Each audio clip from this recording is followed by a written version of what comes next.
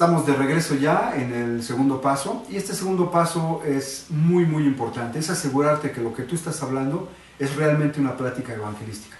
Tú puedes hablar de la Biblia durante una hora, puedes hablar de religión durante todo el día, pero no necesariamente estar evangelizando o compartiendo el Evangelio. Déjame decirte que el Evangelio lo podemos resumir en 3 palabras: sufrimientos, muerte y resurrección de Jesucristo. La sangre de Jesucristo es lo único que nos limpia de todo pecado. No hay nada más que pueda perdonar nuestros pecados. Y evangelizar es compartir esa noticia. Así es que cuando tú evangelices, asegúrate que lo que estás diciendo es realmente el Evangelio. El plan de Dios para que el hombre pueda obtener la vida eterna. Entonces, para poder hacerlo hay que empezar con buenas noticias. Yo te sugiero que empieces hablando del amor de Dios. Hablar del amor de Dios es hablar de que todo lo que Dios ha hecho lo hizo para nuestro bien, para que lo disfrutáramos. Y procura utilizar por lo menos un versículo de la Biblia en cada punto. Cuando hables del amor de Dios, puedes utilizar Génesis capítulo 1, versículo 31, que dice: y vio Dios todo lo que había hecho, y aquí que era bueno en gran manera. Este versículo es precioso, porque tú le puedes explicar a la gente que Dios creó el cielo, la tierra, el mar, todo lo que hizo, los vegetales, para alimentarnos, para tener sombra, para tener con qué taparnos, para descansar. Todo lo que Dios hizo, dice la Biblia, era hermoso en gran manera. Y la gente, cuando entiende esto, fácilmente puede entender que Dios les ama. Pero Dios puso leyes, Dios puso principios para que pudiéramos disfrutar de esa creación. Y desafortunadamente el hombre no los siguió. Y para esto nos conduce a la siguiente parte, que es el problema. El problema es que el hombre no se conformó con los principios de Dios y le dio la espalda. Y para pasar de un punto al otro, tú puedes usar frases de transición. Por ejemplo, les puedes decir: pero hay un problema. Y ese problema es que el hombre le dio la espalda a Dios, no obedeció los principios de Dios y cayó en pecado. Pecado es decir, hacer o pensar lo que a Dios no le agrada. ¿Cómo sabemos lo que a Dios no le agrada? Utiliza nuevamente la Biblia. En la Biblia hay mandamientos que nos indican cuál es la voluntad de Dios. Por ejemplo, los 10 mandamientos: no matarás, no cometerás adulterio, no robarás. El principio del amor: amarás a Dios con todas tus fuerzas, o a tu prójimo como a ti mismo. ¿Quién ha amado a su prójimo como a sí mismo? Así es que es fácil convencer a la gente de que hay pecado en nosotros. Cuando vemos los principios de Dios y cómo el hombre no los ha obedecido, vemos las consecuencias. Y prácticamente la vida es una tragedia. Desde Adán y Eva, sus hijos se mataron. El suicidio existió desde entonces. Y la gente mata, roba, envidia, se aprovecha uno del otro. Por eso existió la época de la esclavitud. El hombre atrapando a otros hombres para venderlos como sirvientes, como esclavos. O sea, realmente toda la historia nos sirve para ilustrar el pecado del hombre. Así es que en esta segunda parte puedes mencionar un versículo de la Biblia. Por ejemplo, Romanos 3:23, que dice: por cuanto todos pecaron, están separados, destituidos de la gloria de Dios. Y puedes usar otros versículos, pero estos son muy comunes, muy clásicos, es fácil de memorizar, y con la práctica tú los vas a poder mencionar cuando estés hablando con tus familiares, con tus amigos, con tus vecinos. Y entonces de ahí pasas al siguiente punto, con una frase de transición también. Puedes decirles: pero Dios tiene un plan B. O puedes decirles: pero Dios tiene una solución para el problema, que es el pecado. Y esa solución es que Él envió a Jesucristo a morir, a sufrir y a resucitar por ti. Y en este punto es muy importante que tú menciones lo que a Jesucristo le hicieron en la cruz. Vivimos en un continente católico, en donde la mayoría de la gente conoce de alguna manera lo que le hicieron a Jesucristo.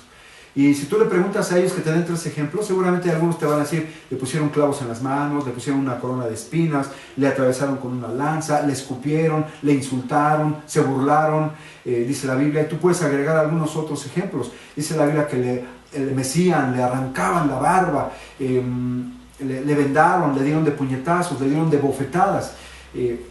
Todo esto después le puedes decir a la persona con la que estás hablando: ¿y sabes una cosa? Todo eso Jesucristo lo hizo por ti, porque te ama. Y esto nos va a llevar necesariamente al tercer punto, porque una vez que ellos entiendan lo que Él hizo, lo que Jesucristo hizo por ellos, entonces va a ser fácil que ellos tengan que tener una respuesta a ese amor.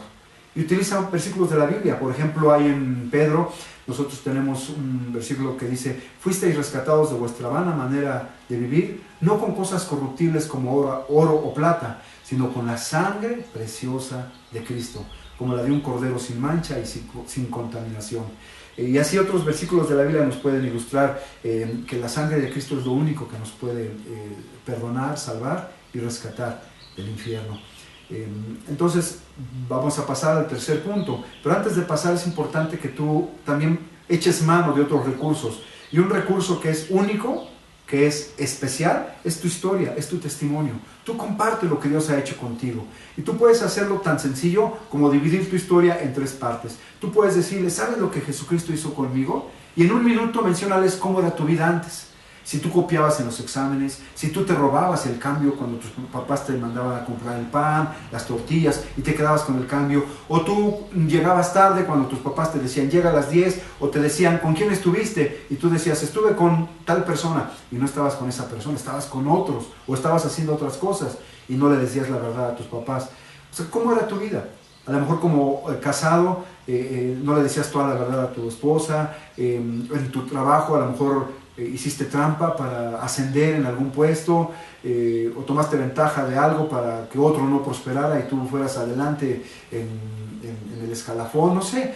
Cada quien tiene sus pecados. Menciona algunos de ellos. Dile: yo era esto antes de conocer a Cristo, pero Cristo vino a mi vida un día. Y trata de ser específico.